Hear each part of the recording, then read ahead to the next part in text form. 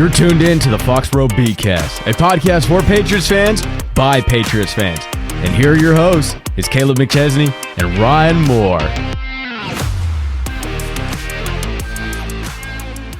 Hello, and welcome to the Foxboro BeatCast, everybody. I am your host, Kaleb McChesney. Alongside me is Ryan Moore in his remote location. And we are here again after yet another preseason a preseason dub. Finally, we get the win, 21-17 versus the Green Bay Packers. Obviously, the game ended in unusual circumstances. The game was cut short due to the horrific injury to Isaiah Bolden in the fourth quarter, where he had that just, absolutely brutal helmet-to-helmet shot. Had to be stretchered off the field, went to the hospital, stayed overnight, flew back with the team, and everything is all good and far better than what it could have been and what we were all, fearing Friday night. But luckily Bolden is okay. He's in concussion protocol. All thumbs up for now. A big sigh of relief. He's good. But a game was played, and there are a couple of things to go over. I'll just read off the stats for you so we have it for context. As far as the passers go, Mac Jones started the game 6 for 9, 52 yards. Bailey Zappi finished the game 10 of 22, 117, and a touchdown. As far as rushing the ball, Kevin Harris, 10 carries for 31 yards. J.J. Taylor, 4 carries for 29. I thought he was particularly impressive. Ramondre Stevenson, 4 carries, 27 yards, and the touchdown. Zappi had the touchdown on the ground. As far as receivers go, Kayshon Boutte, 2 receptions for 49 yards and a touchdown on a 42-yard score. Kendrick Bourne, 3 for 34, including an impressive catch where he, kind of boxed out the defender, went up and got it. J.J. Taylor, 3 for 27. Demario Douglas, 2 for 17. Anthony Ferkser, 2 for 13. Thyrick Pitts, 1 for 13. Juju Smith-Schuster, 1 for 1. Defensively, no sacks. We did have... Wasn't there somebody who had an interception? I thought somebody picked off Jordan Love, but I might be wrong. Man, I can't... I think they did, yeah.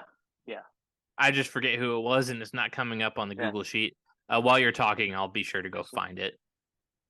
But as far as the Packers go, no interception. Jordan Love threw a touchdown, 5 for 8, 84 yards. Sean Clifford. We both Mandela affected ourselves. Yeah. Sorry. Sean Clifford, 13 for 19 with 137. As far as rushing the ball, Emmanuel Wilson had a great day, 15 for 63. A.J. Dillon, 6 for 25. Malik Heath and Romeo Doubs both had pretty impressive games. So, yeah, I guess that's where we'll start off the conversation about this game. Ryan, let's go to you. What are some key takeaways that you have from this now matchup? that I think about it, you know why I think we both thought there was an interception? Because one got taken away. That's why. Really? Yeah, one got taken away in the game. I was trying to think. I'm like, oh yeah, no, that got taken away. I look like an idiot right now. But yeah, one got taken away due to BS DPI on Christian Gonzalez. But yeah. But yeah, what are your key takeaways?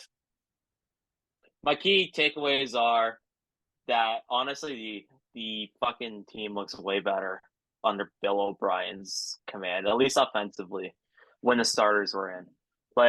And people were saying, oh yeah, well, it's a short field, all that. Listen, we saw what the Patriots red zone offense did last year. What they did in that one drive was much better. They used RPOs, actual competent RPOs. They literally used a guy that they forgot to use last year, quote unquote forgot to use. They benched him, threw him on the bench because, a certain coach didn't like him, and Kendrick Bourne. Look what happens. You get results in Kendrick Bourne's. Like I said, he had the catch of the game. He had one of the catches of the game, I think, where he boxed out the defender. Mac threw it high, and he was able to come in and bring it down. A lot more physical than I remember him, which is good. Well, Bourne can make those big grabs. I mean, we saw there was a highlight a couple of years ago that we posted on the page today. That's right, the Cleveland Browns catch, double coverage, where Kendrick just went up and got it. He's that kind of guy, and if you bench a player like that, your offense tanks, and then you have a dysfunctional play caller, PU. We know who we're referring to. I don't need to. We'll be seeing further. in week 1. We'll be crushing them week 1. Hopefully, no promises in that. Yeah, hopefully. But yeah, I think the offense under O'Brien's looking much better. I think really the defense I wasn't super impressed by. And Yeah, I they know did. Jordan They left Love's a a lot out. really They impressive. left a lot out there. Yeah. I think the run defense kind of got carved in, which they made an addition getting I think Marquand McCall is his name Yeah, that name from sounds familiar. Carolina. Yeah. They got a nose tackle today, a true nose tackle off waivers today to solve that run stopping problem because they were getting carved up. And if you know New England, they love their nose tackles. Um, I think the secondary as well, they didn't have their best game. Jordan Love was he was dotting them a little bit. And another note I want to make is Christian Gonzalez played a lot of reps. Yeah. He played deep into the game, which normally for a first round pick, like from time to I guess because it's a deeper cornerback room. But I thought that was really noteworthy. I don't know what your thoughts are on that, Yeah, but no. I think that Gonzalez absolutely needs those reps. I'm not offended by it at all because I think if week 1 started today, I would be really uncomfortable with Christian Gonzalez going up against one of AJ Brown or Devontae Smith. Devontae Smith. So I think he needs those reps. I think it's obvious that he needs those reps. I'm not saying he's bad. I'm not saying that you should be expecting, there's going to be some really harsh growing pains, but there's a couple different things to remember. One, cornerback is probably the hardest position to jump from jump to NFL from college. And Gonzo, never the most physical guy, and he needs to learn how to do that if he wants to be, an NFL caliber corner. And I think he'll get there. But you look at him, he's a little scrawny. He needs to figure out how to play his game and make it successful in the NFL. And I think eventually we'll get there and he'll be a really good corner. But I want him having as much reps as he possibly can. Obviously, we don't want to risk injury, but I think getting a lot of reps for Gonzalez is a good thing. Yeah, absolutely. I agree. And the whole scrawny thing. Listen, Christian, if you need a nutrition plan, I'll get you one. You'll put on 20 pounds. It might not be the healthiest pounds, but I'll get you 20 pounds. But yeah, I think honestly, it's a great thing, like you said, that he's playing more and more reps because when you step into the NFL, you're not playing, especially in Oregon, like the Pac-12 receivers. Like, yeah, you got USC and stuff. USC's got a lot of studs there at receiver. But, you have to go against Jordan Addison and stuff like that. But, like, you're not going against – you're going against guys that were like Jordan Addison times like 1.5 or 2, times 2 in the freaking NFL. So it's good that he's getting the opportunity to get more game reps, get in there, see what you can and can't do in meaningless football games. I mean, they called it off, so they can't get more meaningless than that. I really think by week 5 or week 6, we'll see a much different, much better Christian Gonzalez than we kind of seen in the preseason. Like, he hasn't been terrible, but there's been some plays where I'm like, I don't know. You can't really, you're not going to get away with that in the regular season or playoffs. But I think this is the perfect time to learn, and I think we're going to see a great player. So obviously neither season. of us are hitting the panic button on him already. No, you shouldn't. Anyone that hits the panic button on a guy that like turned 21 like a couple months ago, you're out of your mind. Come on. Yeah, okay, take that to Felger and Maz. Yeah, don't listen to them. Don't. Unless you're just there for the entertainment, then do what I do and listen. Yeah. They'll hit the panic button if like Mac Jones throws an incompletion. You're like, he sucks now, Mike. We need to bench him. Bring in Zappy. Oh my God, please. Speaking of whom, I'm sorry, people. Can we stop with the Bailey Zappy stuff? I'm sorry. He's not. Preach. He's not him. He just isn't. And some people were saying, "Oh, he was actually doing really well." Like, I made a post at halftime talking about how I wasn't impressed by Bailey Zappi. People were like, "What do you mean? Bailey Zappi's actually pretty good." Or he went like 10 for 21. Is that impressive to you? 10. I'll pull up the official stats for you again. Zappi 10 of 22, 117, and a touchdown with the rushing touchdown on the ground. Oh, congrats! He put up CFL numbers in the preseason. Well, throw the parade. Well, he had a like literally nearly like I wouldn't say half, but like a percentage of that yards was from one catch and score off a slant. Oh yeah. 42 yards to Kayshawn. Kayshawn Boutte. And Kayshawn Boutte, who I'm going to talk about in a minute,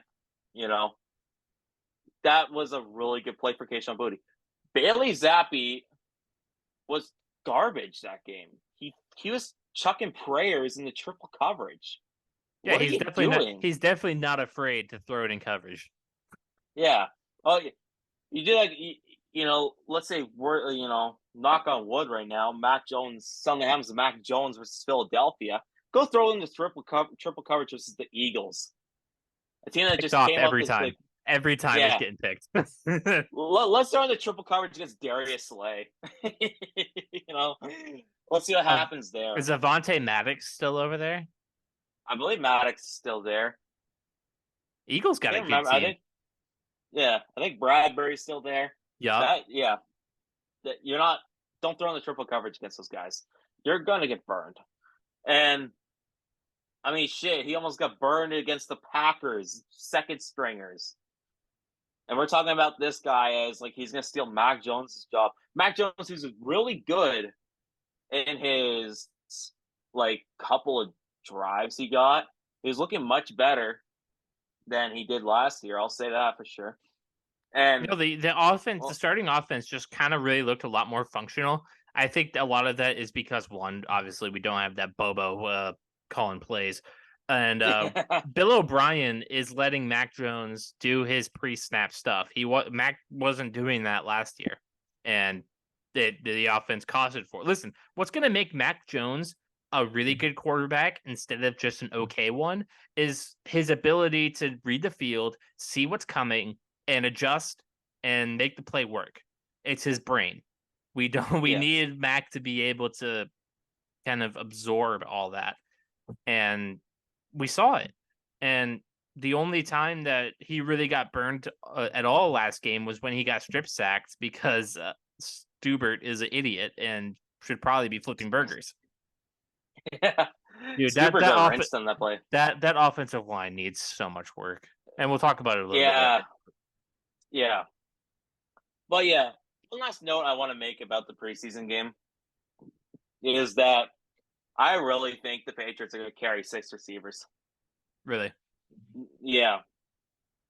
Well, you look at one, I think Demario Douglas is kind of becoming. We've been talking about Demario Douglas this entire pod so far, like the past couple weeks. I think he's a lock. Like they're hiding him. Come on. He's only got 2 catches and basically minimal snaps. You're telling me this is a guy that like they're gonna cut or whatever? No, they're basically hiding him. They're not giving him a lot of game reps because they want sneak him up. They want to sneak him into their week 1 roster. No one's gonna assume much. They're gonna watch game tape on like Juju Smith, Kendrick Bourne, Parker. Hunter Henry, Devontae Parker, Mike Gesicki. Ramondre Stevenson. They're not gonna know about this unassuming 6th round receiver from Liberty, and they're gonna throw him out there. And Demario Douglas is gonna rinse some teams 4th and their nickel dime packages. Like this is a really good football player. They're just hiding at this point, And I think with Kayshawn Boutte, it's kind of like this is a guy that I don't think you could creep through waivers. And I don't know if you want to Foxboro flu him either. I think the best thing you should do with Kayshawn Boutte is just carry him on the roster. And listen, he might not get a whole lot of snaps his rookie year, but I would rather him be a reserve 6th receiver than have to sneak him through a practice squad and deal with the team, especially a team in the AFC East. Like you don't think Kayshawn Boutte's already got a a big enough reputation on its own. Like he was supposed to be a first round guy in the past. You're telling me that he hasn't, if he shows enough game tape that like teams aren't going to want to creep him, sneak him onto their roster? Like, no, I'm not risking that. And I don't think Belichick should. If you're smart, you keep Keishon Buddha in the roster. Worst case scenario, he sucks and you cut him in the regular. Like, if he's not like fit enough to compete against, like legit NFL starters and full NFL game reps, whatever. But if you can, if you can just sneak him through, like that's fine. Like, if he kills it, he kills it. Yeah, I think with risk. Keishon, we're kind of like Keishon Boutte. I don't want to say he's been trash this preseason, which he hasn't, but it's like he hasn't shown enough to like really like for me. I look at that 142-yard catch. I'm like, okay, I can see that he can do that, but he hasn't. Right. He's done it once, and in the first preseason game, I don't remember him doing a whole lot of anything either. So, I get it, and he had a tough spring, and he's had a better summer, but I think Foxborough fluing him would not be as bad of an option as you think it is, just so he can be in the building, just so he can work on his game a little bit more, and then we break him out next offseason and see what we have. Because I just don't know. I don't know if he's NFL ready. I kind of agree with that. It's just from what I've heard today, though, he was actually like killing it in practice today. But I wouldn't mind Foxborough fluing him either. It's just I think you need more like the more the merrier in terms of weapons on this team. And you keep him on the roster and just see what he has. I'm not against Foxborough fooling him, but I see that Taekwon Thornton got hurt, and I'm starting to think it might be another shoulder injury for Taekwon. Yeah, that's starting to be a concern. I think they might give him the Foxborough flu, and so maybe there's 5 receivers instead. Maybe this is just a different kind of conversation. Taekwon's giving major N'Keal Harry vibes with how often he makes a big play and then gets hurt. Oh, listen, N'Keal Harry had how many big plays as a Patriot though? I mean, counting preseason, he had a couple, but he always got hurt. Like on the play, he had a huge play. I remember the Lions game his rookie year. He got a big contested catch and then poof, hurt. Yeah, and then there was the Eagles preseason game in 2021 where he caught the huge ball from Mac. Oh yeah, got hurt. I'm pretty sure he got dropped that. I don't remember. He dropped it and got hurt. It was a huge play if he had been able to hold on to it. And then the Colts game, I think he did the same thing. He caught that, long ball deep, and I think he got hurt too. Yeah, sums up N'Keal Harry for you. And now he's making big catches with the Vikings, and I'm sure he'll get hurt next time he does that. But I'll make one last point on the preseason, then we'll move on. The third down back role really needs to be hammered down. Ty Montgomery, I don't know what to think of him anymore. I think he's going to get the injury settlement and walk. He got hurt again. We haven't seen him in a while. I'm done with the Ty Montgomery thing. But JJ Taylor really did show me something in that preseason game. Not to say he was like James White or anything, but he showed ability to catch the ball and take it up the field and just be that little screen option. There was a couple of times where I think Mac kind of shoveled it to him out of the backfield and JJ was gone. I really like JJ Taylor. I don't think he's gotten a fair kick at it in his NFL career. We've had him since 2019, 2020? 2020, if I remember correctly. And he was good. I thought he showed a lot of pop in 2020. And then when he came in 2021, I think he still showed a lot of pop. But I'd really like to see him in a more expanded role.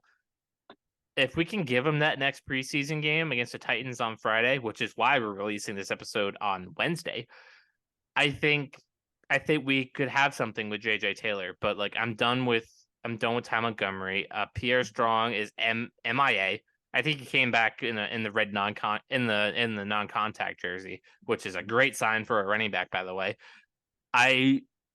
I'm done with both of them. I think Kevin Harris is a nice little depth back. I think he showed a little bit more pop in this last preseason game than the first one. But I don't know. I think when you really need to solidify that third down back, because Zeke is a power back, obviously, after the catch, he's not doing a whole lot for you. Ramondre, I don't want him having both elusive back runs and, third down back. Like, if we can have JJ Taylor out there, it's just another option. I think we're in great shape. Yeah. I don't know what you think about JJ Taylor, but JJ Taylor always had a lot of intrigue for me. Like even like when we signed him as a UDFA, little 5'5", 5'6" on his best day, running back. Is he Arizona or Arizona State? He is Arizona. He was awesome at Arizona. Loved watching him play, but he hasn't really. The problem with JJ Taylor is he hasn't really, broken out yet. Like, and taken kind of, because like when you're fighting for a job, you gotta really take it. And JJ Taylor never really took it. He made the roster his rookie year. I think he was one of the ones that made the streak of the UDFAs. Yeah. Who was it last year, by the way? I was thinking about this earlier. DeMarcus Mitchell, I think, who they recently released, actually. Gotcha. I want to say DeMarcus Mitchell. I know the year prior is Quinn Nordin, the kicker. Quinn Nordin, that's right. He never he was brutal. He was brutal. Yeah. they just kept him because he had a big leg. But JJ Taylor. JJ Taylor, I think he's still young. He's only 25, I think, 24, 25 years old. You can work with that. If he really shows out on Friday, he's going to make it an interesting conversation because, ideally New England would want Pierre Strong and Kevin Harris to take it because you spent 4th and 6th round picks on the guy. You kind of normally don't want your UDFAs taking that shine. It's no disrespect to UDFAs. I love seeing UDFA stories. But when you're investing draft capital in these guys, you want to see the guys pop out. Pierre Strong, I had a lot of high hopes for him. He's been underwhelming. Yeah, how much? And as a quick side question, interjection, whatever you want to call it. Do you think the signing of Zeke has really impacted JJ Taylor's effort? Like, do you think he's starting to second guess if he actually has a role here and is kind of doubting himself? Absolutely. I mean, when you're a depth player, right, and you see competition brought in, you're like, oh, shit. I'm not doing my job, right? Yeah. Like, you got to turn it up to a whole different level. So, if having a player like Zeke on the roster, and obviously Ramondre Stevenson as well, gives JJ Taylor that extra jolt of energy to show out, I'd love to see that. I would love to see a more motivated JJ Taylor because, you look at these little running backs. I mean, we've had a history of success with them. Kevin Falk, Dion Lewis, maybe JJ Taylor joins the bunch. And one thing I'll say about little running backs, man, they're hard as shit to tackle if you can't get them. True. Like, low center of gravity always wins. So I would love to see JJ Taylor take it if Pierre Strong and Kevin Harris just aren't gonna. And I don't think Kevin Harris was ever ever had a shot in the dark to be a third down back, but I like him as a depth back. I think he showed a little bit more in that second preseason game, but he's not a third down back, and we desperately need it. And I think, and with me being done with Ty Montgomery, and I think Pierre Strong is kind of checked out. Give JJ Taylor an extended look next preseason game. Let's see. Yeah. Well, worst come to worst, you go find another third down running back, maybe off the waiver wire or something, man. But you know how Bill is. But, so I think from Bill that find a power back. So from that conversation, I think we all agree the offense looked a whole lot better than it did last season. And even last preseason, the starters didn't look this good. Despite not the best talent, I think we can agree that this roster doesn't have. The Patriots starters look smooth. But is it enough in 2023 to actually make a push? Is Bill O'Brien the true X factor to this Patriots season? And is there anything else this team can do before week 1 to be in their best shape for the regular season? Ryan, I mean, what do you make of that question? Is Bill O'Brien enough to really tip the scales in our favor? I think it's enough to at least win them a couple of games they would have lost last year. Like, you look at it. We talked about this, like how well the offense looked in the preseason. The starting offense, I should say, in the Packers game. You're telling me like some of the games they lost last year, they would have lost if they didn't have O'Brien. Come on, you lose that like Chicago game if you don't have any form of competency. And I know Mac Jones was rushed back and shit, but like That like Chicago game was a nightmare. The way Belichick handled that, I think we were going to drop that game anyway. But I think in the games that we were really close in, but we just didn't have the firepower, I think we would have beat Minnesota. I think we would have beat Vegas. Yeah. I think we might have beaten Buffalo that Week 18 game, to tell you the truth. That's 3 wins right there. Oh, and we're at that point, we're 11 and 16. 18, though. That Buffalo Week 18, though, like, they gave up 2 kick return touchdowns that game. Yeah, but they still only lost by, barely 2 possessions, and we had a chance at the end. But I think better special teams will win that game. I think the Raiders one, though, definitely poses an intriguing discussion, because it's like they lost off some bullshit that last play.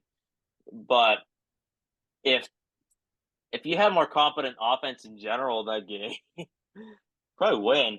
I mean, the Raiders are dog ass last year. They weren't really good. Trying to think of other games that we otherwise would have won. The Vikings won, they would have won, I think. Yeah, so we got 2. Maybe the Dolphins week 1 in Miami. I don't know. That was kind of a grinded out game. Mac didn't play his best, though. I don't think that game.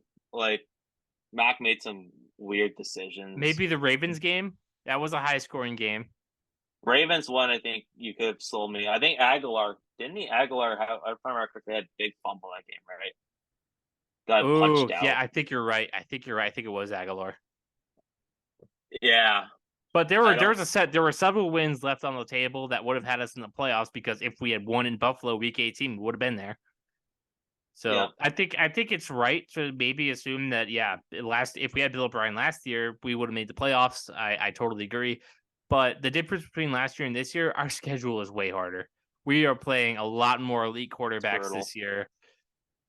The whole conference got better, and if we ran down this list, we are probably putting the Patriots at like between 10 and 13 in the conference. Like, just on paper, top to down, just because we don't have the talent. Again, not all these teams that invested in the offseason are going to work out. I said it last year, and it remained true. I'll say it this year, it's going to remain true. Some moves aren't going to work out. I could see Sean Payton absolutely falling on his face in Denver. And I think we'd agree that Denver is probably a team we put ahead of us right now. Yeah. The Jets, Aaron Rodgers could just fall off the face of the earth. Tua could get hurt like he did last year. Buffalo could really be taking a step back. This might not just be this fake offseason narrative. Trying to think of other teams as I run down the list here. I mean, the Browns might not be better with Deshaun Watson in a full offseason where he's prepared. Redacted, not Deshaun Watson. It's redacted. Yeah. The Raiders are the Raiders still probably rank the Raiders below us anyway. Maybe the Colts. Maybe the Colts suck. Colts will suck. I don't think they're going to be really all that. The Titans probably won't be fighting for a playoff spot. And again, we'll get into this more probably the week before the NFL Week 1. And I plan on having a guest that's going to have a really fun conversation with us about league-wide kind of things. I think he's really smart. But yeah, is Bill O'Brien alone really enough to move the needle? Because and I'll point this as another example. Vegas has us at 6.5 right now. And it's gone down from 7, even after the Zeke signing. I just don't know how. I know the offense is going to look better, and I know we're going to look better as a team because the defense sure hasn't changed. But it's just like I don't know if we don't have the talent to keep up. Yeah, here's the thing. I think we look at the AFC East, right? I think at least one of the teams is hyped up. My guess is Miami, because unless they get Jonathan Taylor, which in that case it's going to be not fun. But I think Miami is the team that I'm not super duper optimistic on. They don't have a great O line. Their quarterback is one hit away from basically like damn near retirement. Yep. Unfortunately, Tua. They're a finesse team playing in a cold weather division. Their defense isn't like all that special, really. Their O line's meh. It's basically just they went off scheme and speed. Now, do I think New England's they did get Jalen team? Ramsey in the offseason, by the way. But he tore his meniscus, so he's out till December. Oh, that's right. That's right. He's out till November-ish. Yeah. Yeah. So I'm not super high on them, really. I was super high on them. I'm not ultra super duper. I think they're a playoff team. Before I say this, I think they're a playoff team. Their floor is a playoff team. No. I thought you were talking about the Bills. No. Okay. The Jets. Yeah. Oh no, Jets. I'm not super duper high on them. I think they're a playoff team. I'm still skeptical of Rodgers. I think he's in a honeymoon phase right now. He's really happy, but he's showing a past of happiness, and then something goes wrong, and then it's like, I don't want to be here anymore. I don't like you guys. Hard Knocks sure doesn't paint them in a great image either. I find them to be really repulsive. They're very cocky. They're cocky without the resume. Yeah. They're a talented team, don't get me wrong, but do I see them sweeping New England? I don't know. I think New England can steal a win or two, or not two. I think they're going to split. But I think New England's going to steal a win off them. And I think the Jets are going to be a little underwhelming in comparison to what everyone says they're going to be. Yeah, so they're Aaron Rodgers now. They're fine. So instead of 12 wins, you're thinking like 11-10. Yeah. Okay. And then what do you think about the Bills? They're going to drop a few games. Are the Bills still the Bills? I think we talk about running games though. If the Buffalo Bills get Jonathan Taylor, I think, and I despise saying this because I freaking despise the Buffalo Bills. If the Buffalo Bills get Jonathan Taylor, I think they win the Super Bowl. Because they're missing. I can't go that far. I will say that. I'll say it.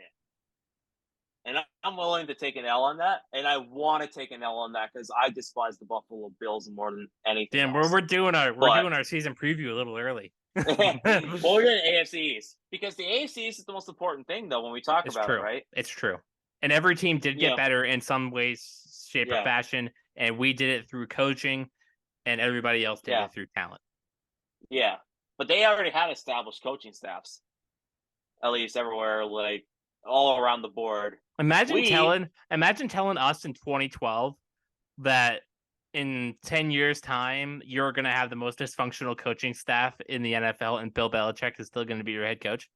Yeah. You're like, God, what the hell happened here? I call you a liar. Yeah.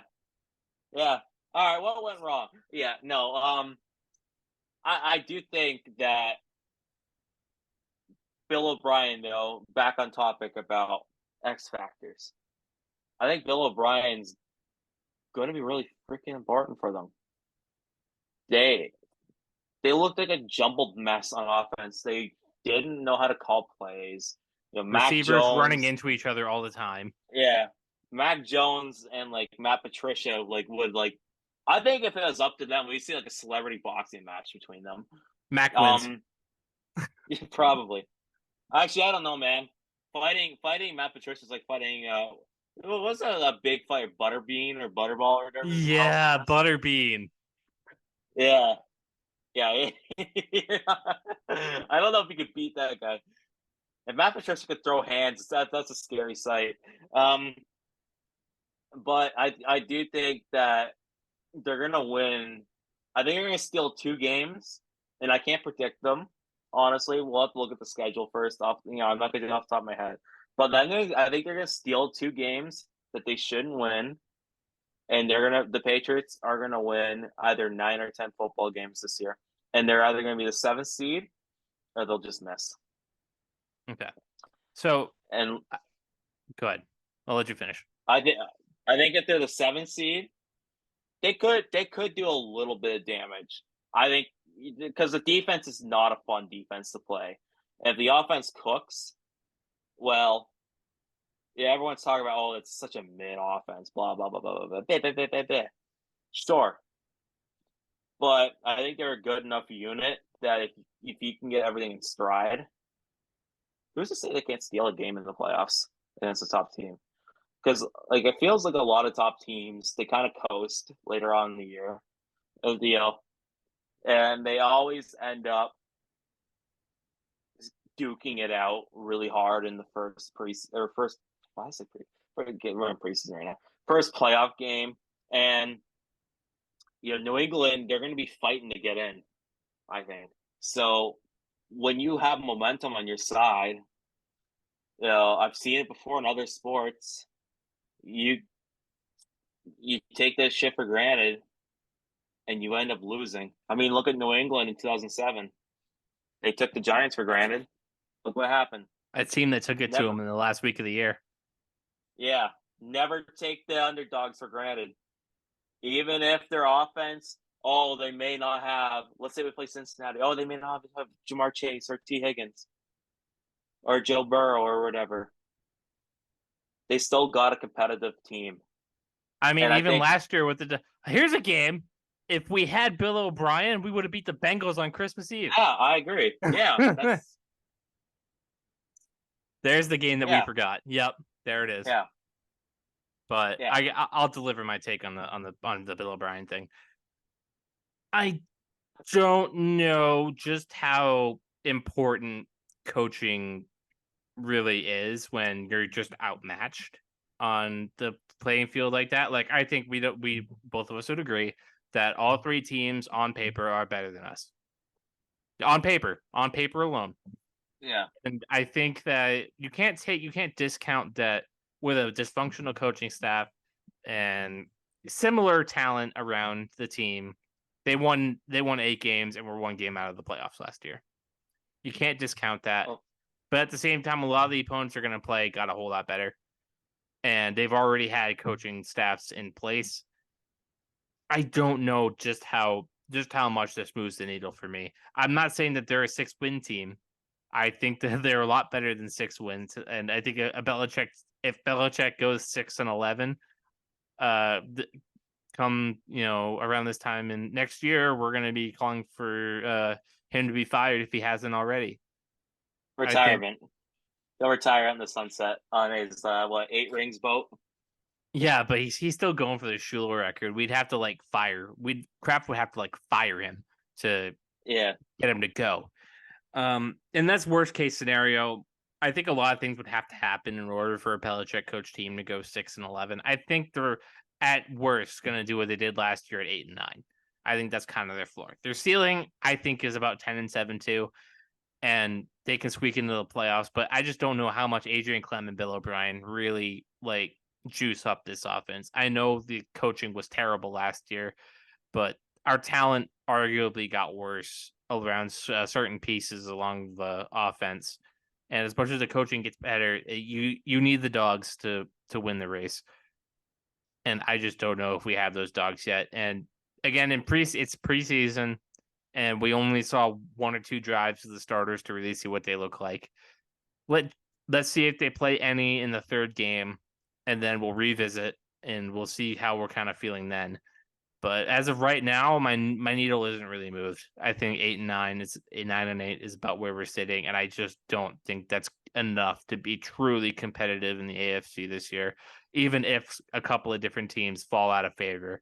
And it's really rare that they did it like they did last year, where everything just doesn't work. Like we all thought the Raiders were going to be excellent when they, all piled in, all chips in on the table. And then Josh McDaniels does the Josh McDaniels and the whole team falls apart. We were all shocked that the Chargers weren't better than expected. They made the playoffs, but they choked. We were all kind of shocked that Denver fell on their face. Like we thought the AFC West was the division to be in, and they fell on their face. The Dolphins, obviously, I think they were a lot better if Tua doesn't get hurt. That's a little obvious one. We all thought the Jets would be a little bit better. Obviously, Zach Wilson. Now they have Aaron Rodgers. They probably beat us twice if they have Aaron Rodgers on his worst day. In those games that we played them, and the list goes on and on and on and on and on. And I just don't know how much the needle has moved for me. And obviously, a lot of things can happen in the NFL regular season, but as of right now, I'm pretty unmoved at 8-9, 9-8. I'm just really optimistic to see what kind of progress we can make. Heading into a big decision year on Mac Jones and a lot of different offensive cornerstones. I hope that I explained that. I hope that I explained that in a good manner. I don't completely disagree with you. I will say though, coaching can make a huge difference at times because, like, you look at Tampa Bay last year, they were arguably like it was. Here we go. No. But how do you have a Tom Brady team and you're that painfully bad? Oh, I opened the door. I opened the door an inch, and you made it a foot. Well, listen, I've restrained pretty well from bringing up Brady on the pod. Okay, so, but I think not just Brady, Tampa Brady. Imagine how the fans are going to react. Well, listen, any of the fans are going to cry about it. Boo-hoo. Because I'm spitting facts here. Tampa Bay's coaching staff last year sucked. I mean, they probably agree, actually. I don't know why they cry. But they cry about me bringing up Tampa Brady. I don't care. Yeah. Really weirdly defensive about that. Yeah. I don't know why you would be. But I think good coaching can win you a few extra games that you shouldn't win. And while, on paper, New England's talent is nowhere near a lot of other teams, the AFCs, I think that if you can get a few well-coached games that you wouldn't have gotten, you're gonna just squeak out upsets. You're gonna do a lot of shit that you wouldn't have done last year with a poorly coached football team.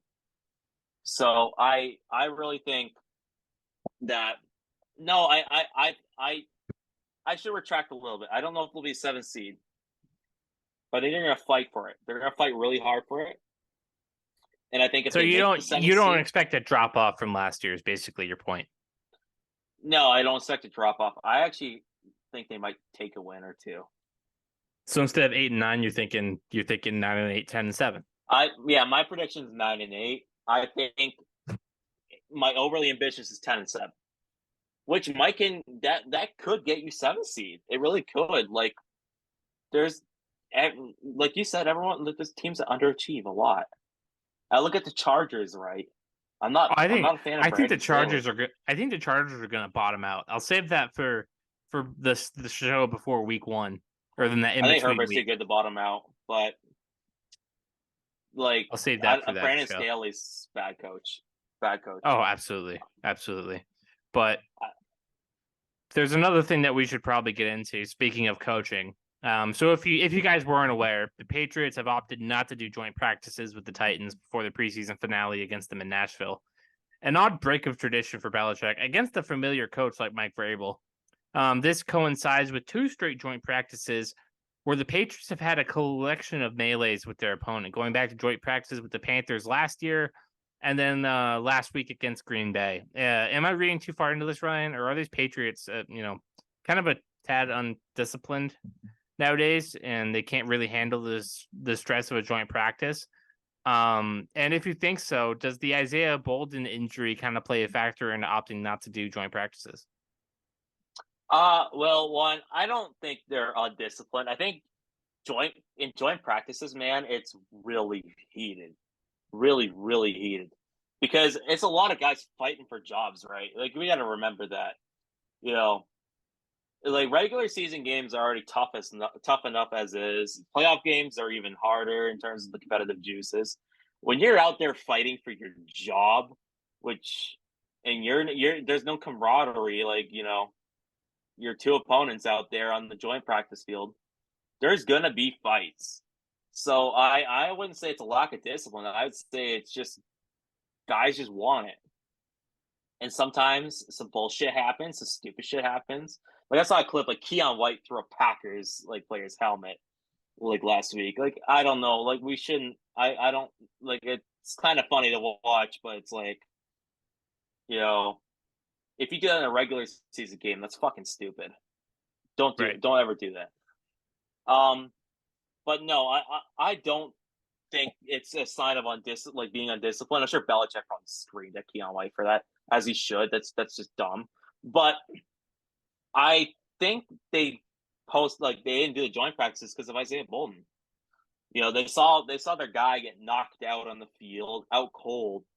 It wasn't in the standard case of being stretchered off. Like he was out cold. Thank God again. He flew back home with the team. Yeah. He's in concussion protocol. I'm not gonna speculate if he's gonna play it all this season or not, but he's good.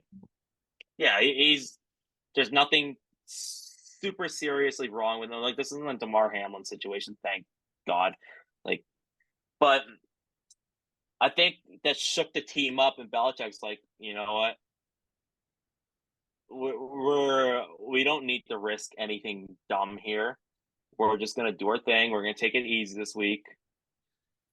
We've already had some spirited, like I said, like the Packers week last week was really spirited. It was like 5 fights, I think. The game itself was pretty spirited. They fought at the 50-yard line, or it wasn't the 50-yard line. They fought like pregame. And then there were a couple different skirmishes in the game too. Yeah. So take it easy this week. You go to Tennessee, you meet, Mike Vrabel. It's a familiar guy, like, Belichick. Everyone knows Mike Vrabel. Come on. We're a Patriots podcast. You don't know Mike Vrabel. Get the fuck out. I love Mike Vrabel. I love him. I love that. He's my second favorite coach in football. Listen, if Tennessee wants to make the mistake of letting him go when Bill retires, give me Braves. Give me Braves. Immediate successor. I fucking love Mike Vrabel. I have autographed gear from Mike. Throw Vrabel. Mayo to the door. Let's bring in Braves. Yeah, awesome. He's an awesome guy, and I think he has his team. He'll have his team going all on all cylinders. I think there's also a sense of like, we're not going to do this stupid shit like with Vrabel. He's a very disciplined coach, very smart but physical. So I think they're going to go into the preseason game. It's going to be a little bit more laid back this week for New England.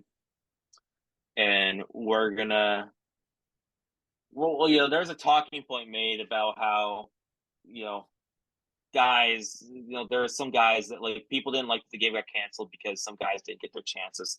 I think Belichick is going to give a lot of chances to guys that wouldn't have gotten their chances in the last 10 minutes of the game.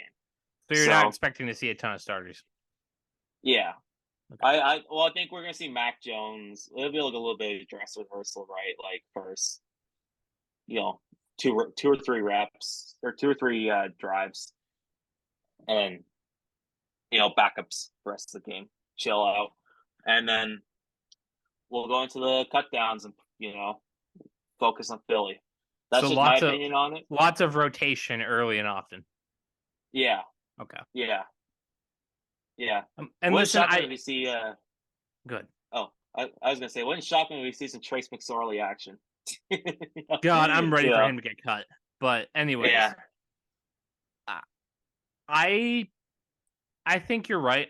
I think I came into this podcast being like, they've been a little undisciplined the last couple of years. They've had a lot of stupid plays, like the one against the Raiders. They've had a lot of stupid skirmishes. We've seen Mac Jones do some questionable things, like the block on Eli Apple, kicking Jaquan Brisker in the cup. The Brian Burns ankle roll. the Brian Burns ankle roll. We've heard some different things about some not so nice things he said on the field. Yeah. Like maybe they're a little bit more undisciplined than they used to be. But I think that's a situation league wide. I think a lot of teams are a little bit more laid back than they used to be because the game's not as physical and there's room for kind of chatter. And then you have social media.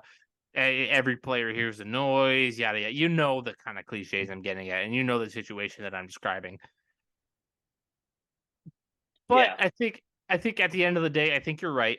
I think that a lot of this has to do with one, joint practices are very, very intense. And they're not hitting each other in training camp as much as they used to. Like, go look at Hard Knocks 2009 and compare that to Hard Knocks 2023. It's a little different. You don't see the Brandon Marshall versus Brandon Merriweather fights anymore. Or was that who I'm thinking of? No. Who was that Bears receiver that got in a fight with that Washington corner? Or was it Martellus Bennett that got into a fight? I think you're thinking of DeAndre Hopkins versus D'Angelo Hall. Yes. But there's another Martellus Bennett. There was another Martellus Bennett thing versus Brandon Marshall actually. Or that's yeah. Yeah. Okay, so we're thinking of Bennett beat the shit out of a guy. We're thinking of the same incident, just wrong player. It's fine, but you know what I'm talking about. Yeah, now when there is a hit, I think players might be taking a little bit more exception to it. Like, dude, it's practice. Like, lay off. And I think there's an element of that. But after hearing your points, I think I largely agree with you. The Isaiah Bolden thing, I don't know how much it plays into it. Maybe a little bit. I think Belichick actually said, like, we made the decision after the Bolden thing. Did he? Yeah, okay. That's where I was like, because otherwise I'd be like, maybe this is a little conspiracy theory-ish, But I do think that, like, the guys in the room, like Matt Slater, who was a big factor into why the game actually got postponed or suspended, kind of just went in and said, like, hey, Bill, like, maybe let's just relax. We just saw one of our guys get knocked out, and we don't know how it's going to be. Yeah, it's preseason. I think in the regular season that game goes on. To tell you the truth, it does. But we took it to Mar Hamlin type incident. I think they made the right call to just call that game as is. And I'll applaud Matt LaFleur for being the class act that he is. I'll applaud the Packers fans in Lambeau as much as I don't agree with much of what you say. That was a class act at Lambeau. You guys didn't even get mad when the game was called. You guys all cheered and you went home, had a good time. I really applaud those Packers fans in Lambeau. Applaud Bill, applaud Slater. I think they made the right call. That situation was handled wonderfully. And I think that's all I have to say about that. I came into this thinking that maybe they were a little undisciplined, and maybe that's true of the rest of the NFL as well. And this has really nothing to do with anything. Well, I mean, listen, if we see Mac Jones' gator rolling another defensive end, maybe we can actually start this conversation up. Like, okay, maybe these guys are dumbasses. What the fuck? Keon White throws another helmet at a guy.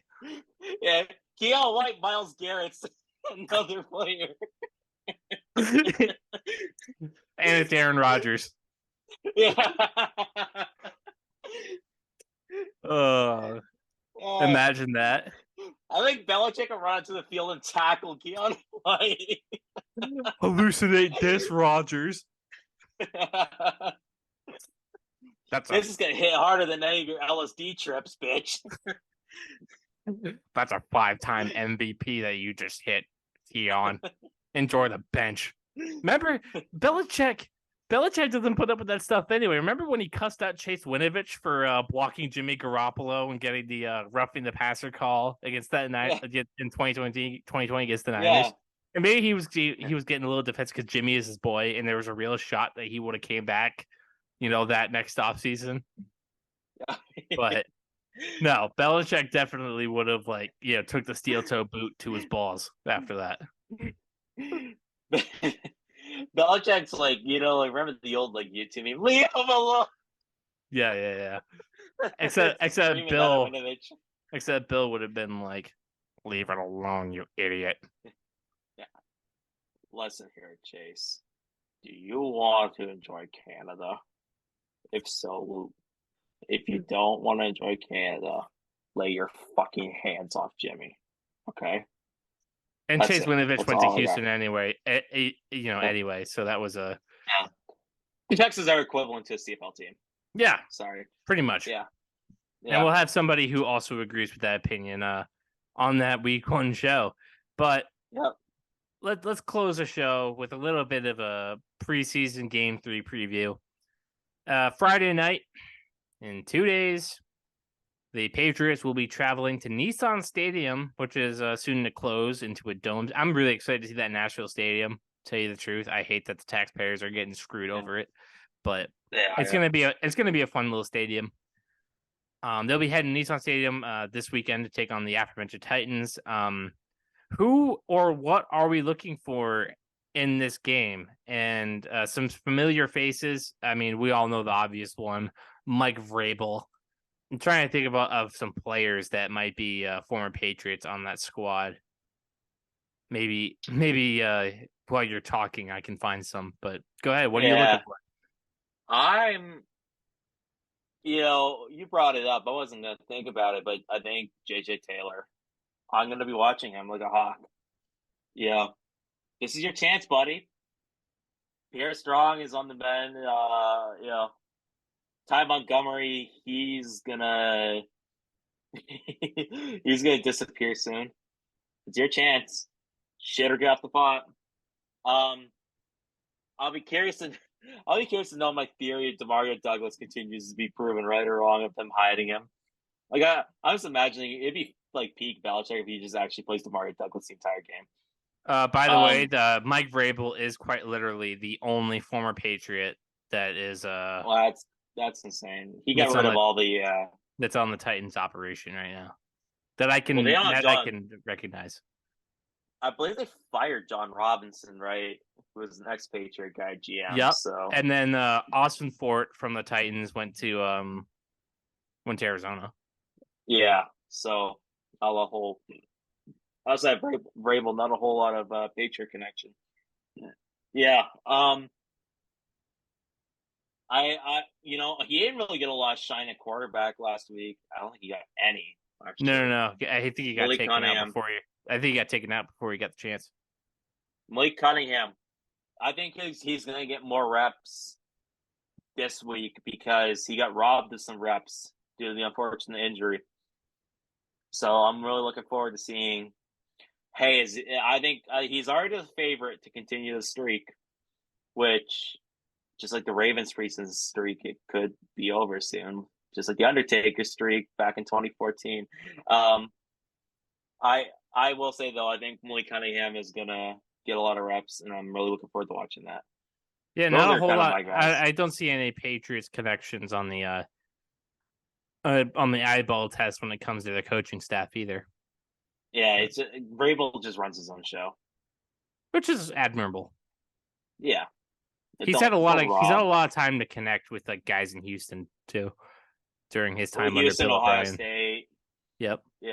Lots of good coaches around him. Good for him. Yeah.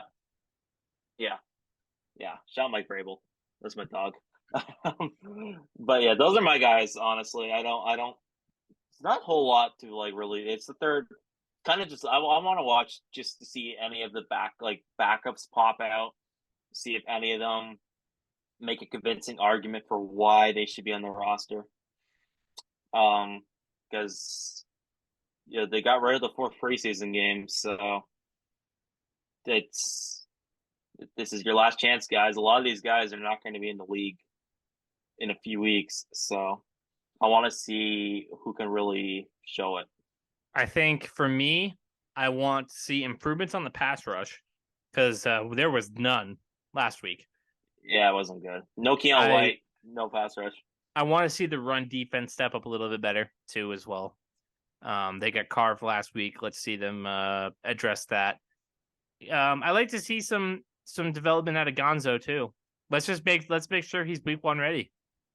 Yeah. You know? He has a lot of pressure on his shoulders this year.